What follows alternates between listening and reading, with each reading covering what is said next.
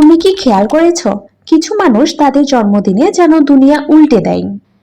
Balloon, cake, party, social মিডিয়ায় পোস্টে ভরে যায় সবকিছু।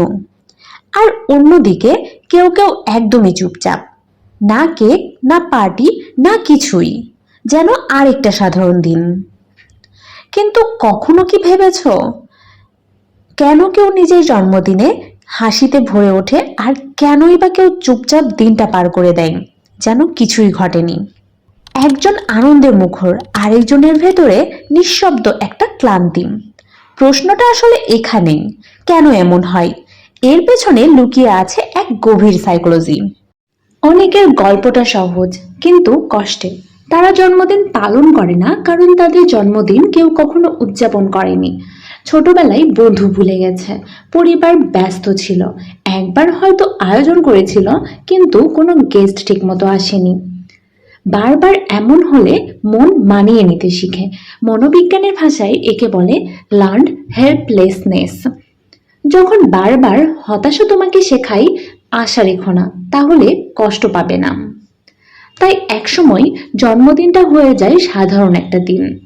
না, তারা ঠান্ডা মানুষ নয়, তারা শুধু আর কষ্ট পেতে চায় না। তারপর আসে দ্বিতীয় গ্রুপ, যাদের জীবন এত ব্যস্ত যে সময়ই পায় না। ডেডলাইন, কাজ, পড়াশোনা, দায়িত্ব। জন্মদিন আসে যায়, তারা টেরই পায় না। এটা কিন্তু ভুলে যাওয়া নয়, এটা হলো টাইম ব্লাইন্ডনেস।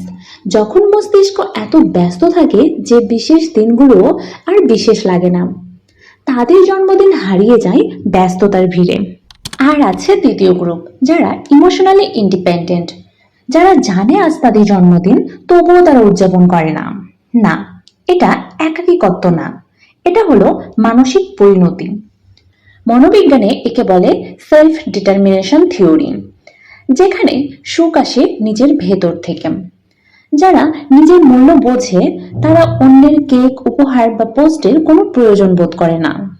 মজার ব্যাপার হলো, এই মানসিকতা শুধু জন্মদিনেই না, পুরো জীবনেই দেখা যায়।